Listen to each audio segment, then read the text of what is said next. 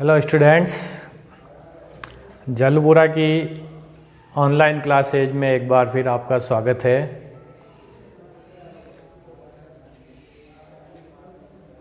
चार अध्याय अब तक पूरे हो चुके हैं आपके भूगोल में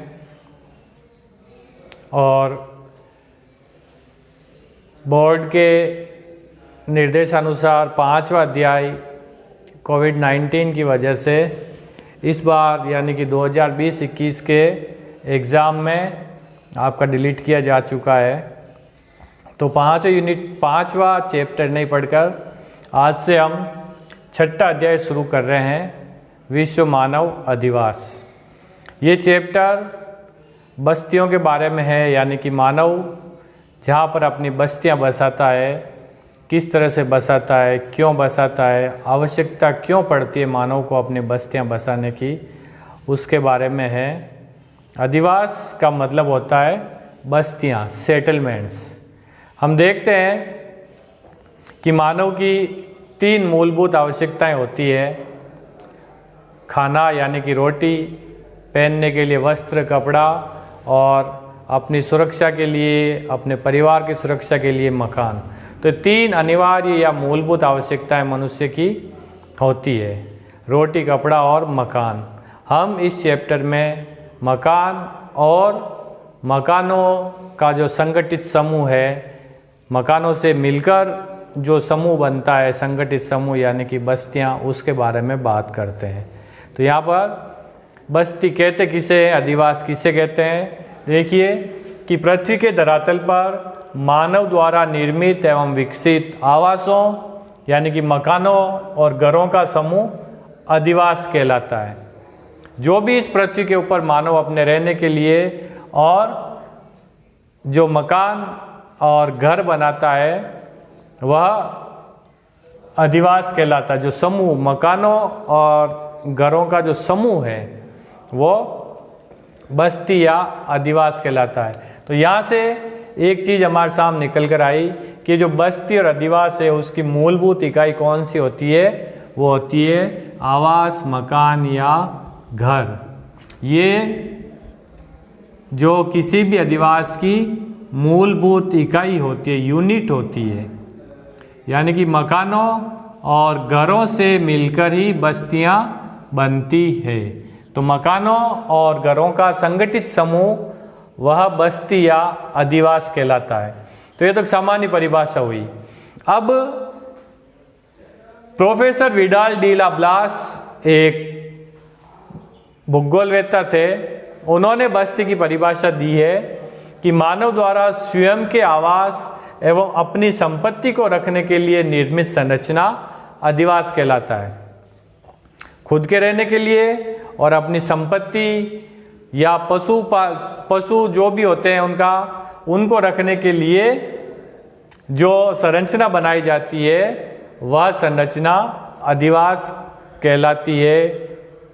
और अधिवास की उत्पत्ति का वर्गीकरण देखते, अधिवास कितने प्रकार के होते हैं, तो उसके बनने के आधार पर यानी कि वो कितने समय के लिए बनाए जाते हैं, उस आधार पर जो अधिवास है वह दो तरह के हैं। पहला है अस्थायी अधिवास और दूसरा है स्थायी अधिवास।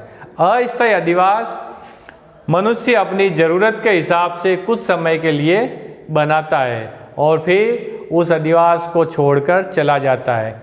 और ये प्राचीन समय से बनते आ रहे हैं कि जब मानव घुमक्कड़ जीवन जीता था, यानी कि एक जगह स्थायी उसका वास नहीं था, घुमक्कड़ जीवन जीता था, अपने भोजन के लिए एक जगह से दूसरी जगह पर भटकता रहता था, शिकार करता था। उस वक्त जहाँ भी उसको शिकार की उपलब्धता या भोजन संग्रहण के लिए वहाँ पर उसको लगता कि यहाँ पर कुछ जो शिकार अच्छे मिल सकते हैं या जो भोजन संग्रहण भी कुछ अधिक हो सकता है, तो वहाँ पर मानव ने कुछ समय के लिए अपने आवास बनाने शुरू कर दिए। तो वहाँ पर रहते और जब तक उनको शिकार और भोजन उपलब्ध रहता वहाँ पर रहते, और फिर जो ही शिकार और भोजन की कुछ कमी होने लगती तो मानव वो अधिवास छोड़कर चला जाता।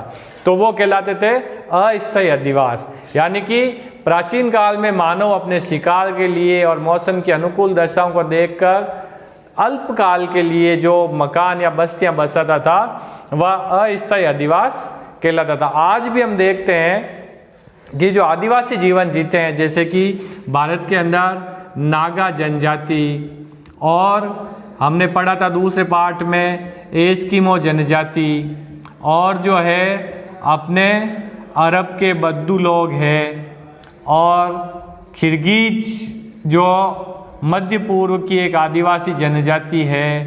इसके अलावा बुशमैन ये अफ्रीका की जनजाति है। बुशमैन के अलावा पर मारवाड़ के अंदर भी जो रेबारी है, गायरी है, रेबारी गायरी, ये भी अपने पशु चारण के लिए एक जगह से दूसरी जगह पर जाते हैं और वहाँ पर कुछ समय के लिए अपने अधिवास बनाते हैं। तो ये जनजातियाँ आज के समय में भी अस्थायी अधिवास का निर्माण करती है।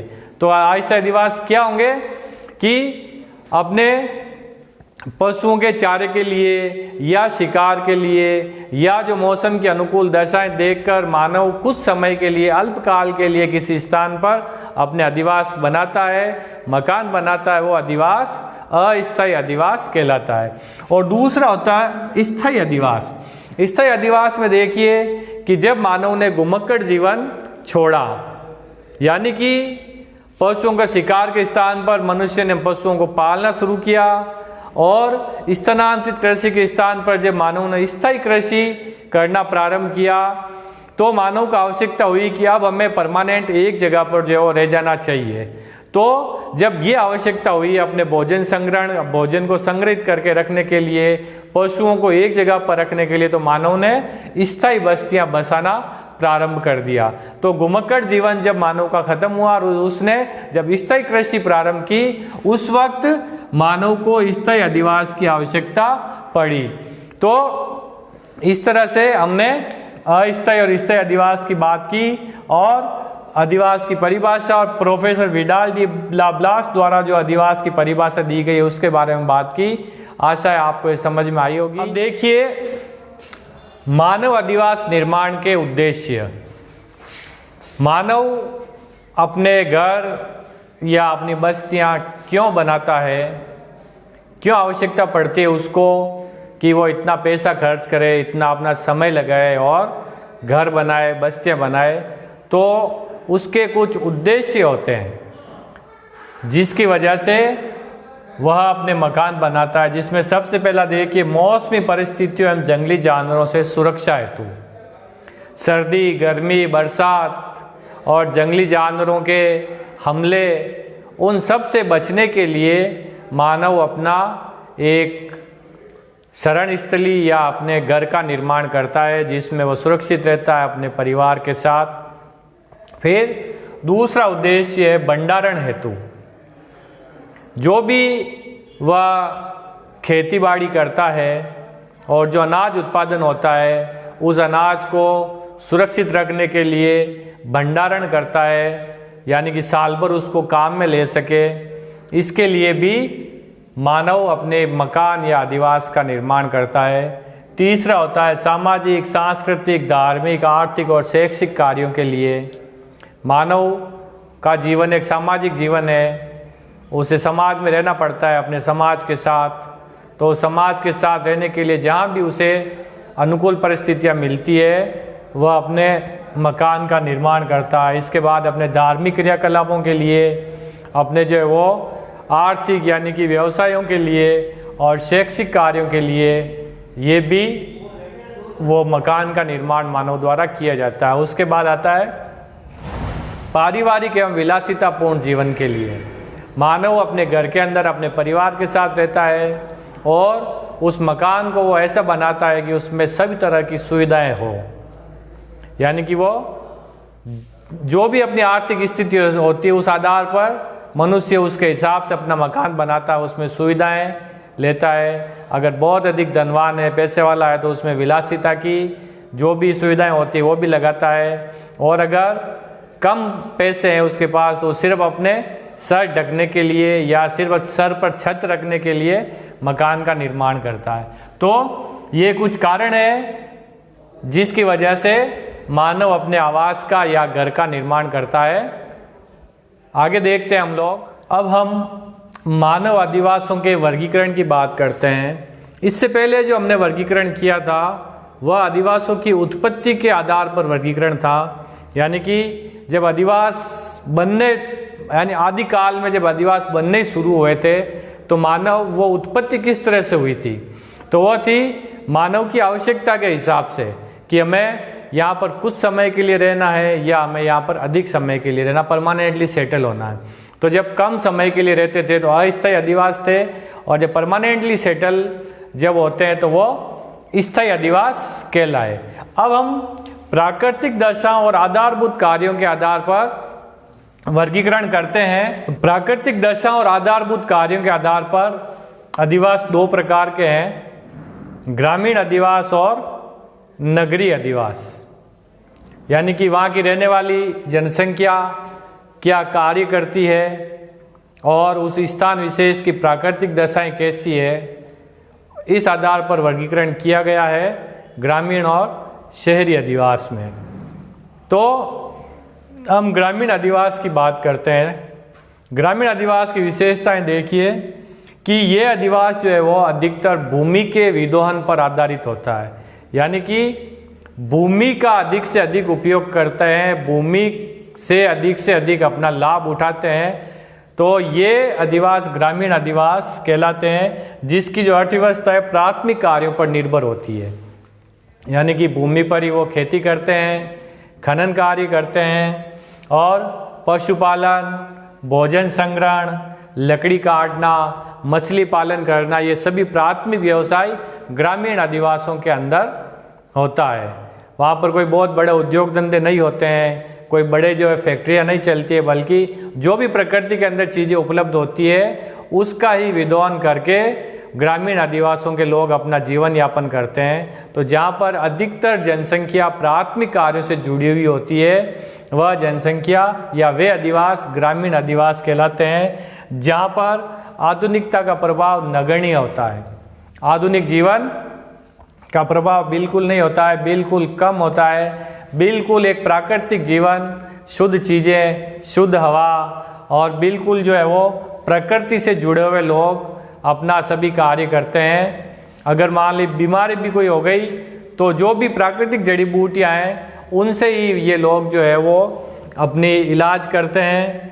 और इसके बाद यहाँ पर देखिए कि ग्रामीण अधिवास जहाँ पर होता है वहाँ का सामाजिक संगठन सुदृढ़ एवं मानव मूल्यों में प्रगाढ़ता पाई जाती है। गांव के अंदर बिल्कुल एक सामाजिक जो जीवन और सुदृढ़ सामाजिकता होती है लोगों के अंदर, बिल्कुल एक दूसरे के सुख दुख में पूरा गांव जो है जुट जाता है। और अगर अपन देखते हैं किसी की मौत मृतंग में भी लोग पूरा के पूरा गांव वहाँ पर शामिल होता है, और अगर विवाह वगैरह भी होता है तो पूरे के पूरे गांव को जो है वो न्योता दिया जाता है। तो ग्रामीण अधिवासों के अंदर सामाजिक जीवन सुदृढ़ होता है और मानव मूल्यों में प्रगाढ़ता होती है। मानव मूल्यों को वहाँ पर महत्व दिया जाता है। सामाजिक मूल्यों को व्यक्तिगत मूल्य के ऊपर रखा जाता है, यानी कि अगर मेरा हित हो रहा है और एक तरफ जो समाज का हित हो रहा है तो समाज के हित को व्यक्तिगत हित से ऊपर रखा जाता है। तो ये ग्रामीण अधिवासों की कुछ विशेषताएं थी।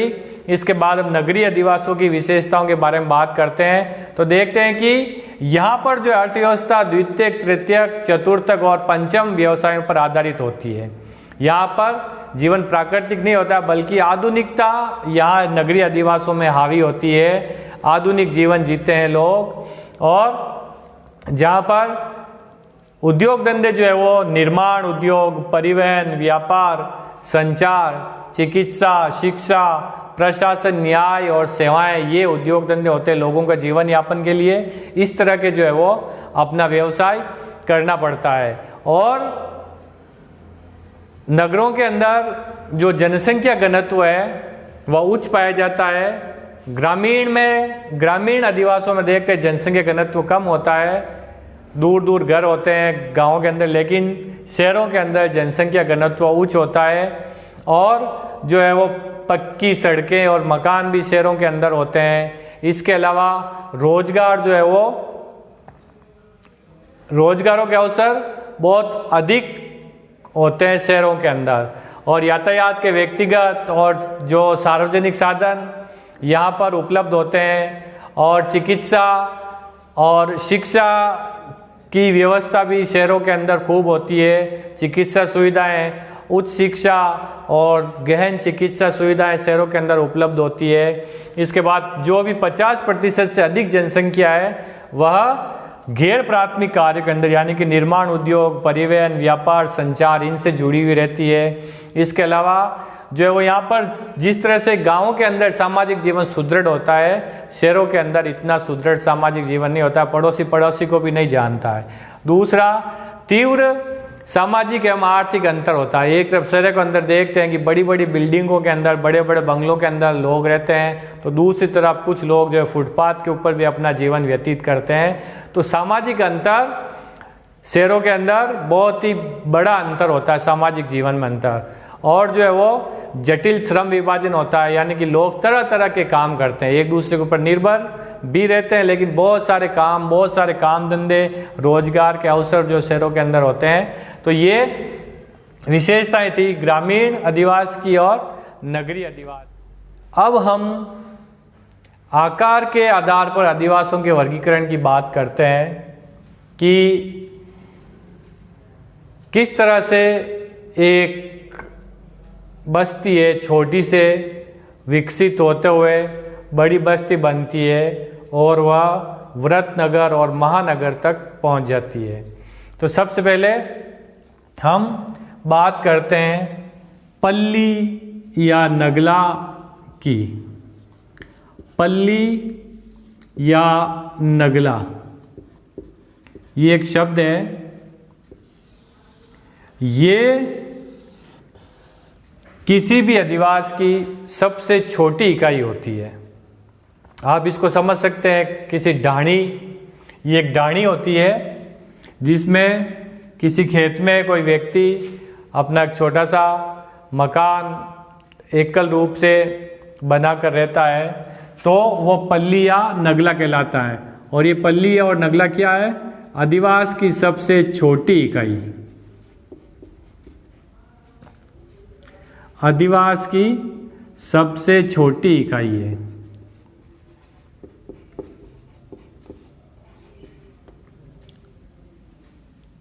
अधिवास का सबसे छोटा रूप।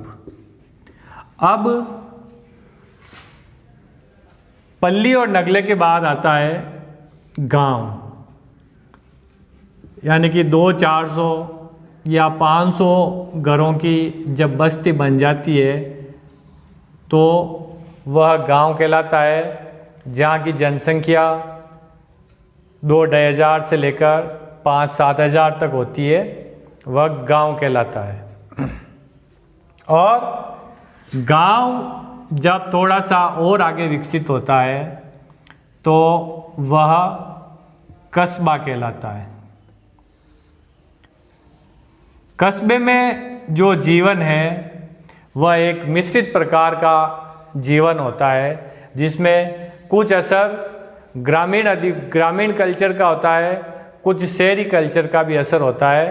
तो ऐसी जगह ये कस्बा कहलाता है जहाँ की जनसंख्या जो है वो 30 हज़ार से लेकर 50 हज़ार तक हो सकती है, 50-60 हज़ार तक। तो ये कस्बा या टाउन कहलाता है, जहाँ पर दोनों प्रकार के जो है संस्कृति होती है, ग्रामीण कल्चर भी होता है और शहरी कल्चर भी होता है।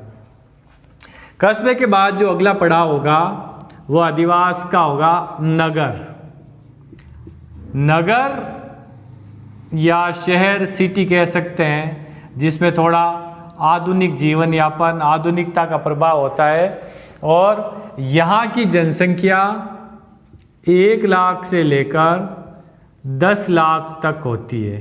1 लाख से 10 लाख तक की जनसंख्या वाले जो अधिवास है, जो बस्तियां हैं, वो नगर कहलाती है। और इन नगरों में जो 50% से अधिक जनसंख्या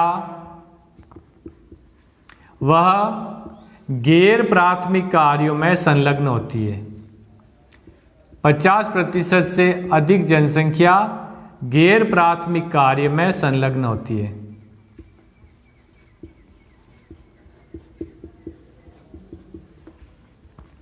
और जनसंख्या जो है वो 1 लाख से अधिक और 10 लाख से कम होती है, तो ऐसी बस्तियां नगर कहलाती है। और नगर जब विकसित होते हैं और जनसंख्या जब जो है वो 10 लाख से अधिक हो जाती है तो वो मेट्रो सिटी या महानगर कहलाते हैं। महानगरों की जनसंख्या 10 लाख से अधिक।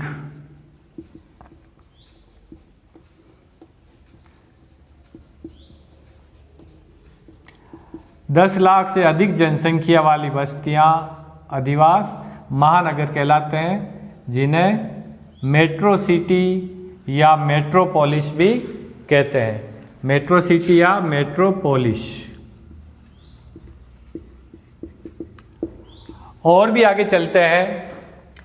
महानगर जब विकसित होते हैं या विकसित होने के बाद, या फिर अपन देख सकते हैं कि एक मान लीजिए कोई नगर है। सन्नगर शब्द पहले देखिए आप, सन्नगर।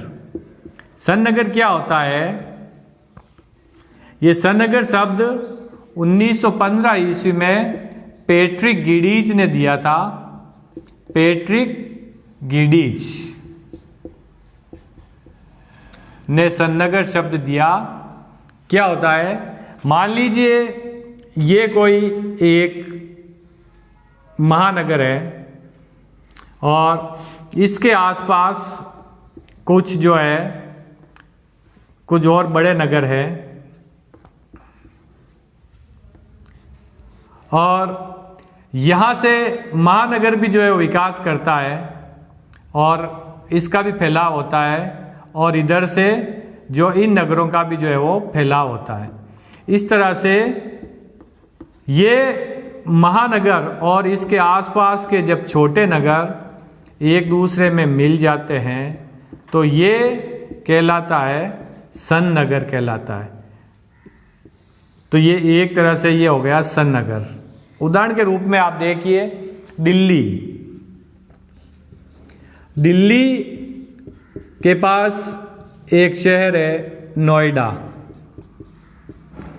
और एक तरफ है गुड़गांव। गुड़गांव ने भी जो है वो वृद्धि की, और इधर नोएडा ने भी वृद्धि की, और इधर दिल्ली भी बढ़ता रहा। तो इस तरह से गुड़गांव और दिल्ली और नोएडा ये जो एक तरह से पूरे एक जो है वो हो गए। तो ये जो है ये कहलाता है सन्नगर। यानी कि कोई भी बड़ा शहर जब फैलते फैलते अपने आसपास के शहरों को भी जब शामिल कर लेता अपने अंदर, तो ये सन्नगर कहलाता है। और ये शब्द पैट्रिक गिडीज ने सन 1915 में दिया था। और इसके बाद आता है, सन्नगर के बाद आएगा आपका व्रतनगर या विश्वनगरी। व्रतनगर। व्रतनगर में जो जनसंख्या 50 लाख से अधिक होती है,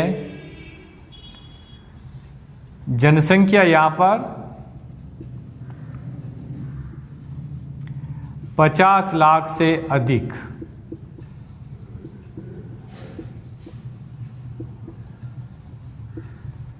इन व्रत नगरों को विश्व नगरी भी कहते हैं। जैसे आप उदाहरण के रूप में देखिए मुंबई, चेन्नई, कोलकाता, दिल्ली, ये सभी व्रत नगर है जहाँ की जनसंख्या जो है वो 50 लाख से अधिक है। और व्रत नगर शब्द जो है वह जीन गोटमैन ने 1957 में दिया था। जीन गोटमैन नामक एक भूगोलवेत्ता थे जिन्होंने 1957 में ये शब्द दिया था व्रत नगर का। आप लोग याद रखेंगे सन्नगढ़ शब्द किसने दिया? पैट्रिक गिडीज ने 1915 में। और व्रतनगर ये शब्द दिया जीन गॉडमैन ने। व्रतनगर को जो है वो मेगालोपोलिस भी कहते हैं, मेगालोपोलिस, जो कि जीन गॉडमैन द्वारा दिया गया। तो देखिए आकार के आधार पर आदिवासियों का वर्गीकरण, सबसे छोटी इकाई जो है वह पल्ली या नगला कहलाती है, जिसे डाणी भी हम कह सकते हैं। उसके बाद गांव, फिर कस्बा, फिर नगर, महानगर, सन्नगर, और सबसे बड़ा रूप जो है किसी भी अधिवास का वो होता है व्रतनगर या मेगालोपोलिस, जहाँ की जनसंख्या 50 लाख से अधिक होती है। आशा है आपको ये समझ में आया होगा। इसके साथ ही बुक से भी कंसल्ट करते रहिए। धन्यवाद। जय हिंद।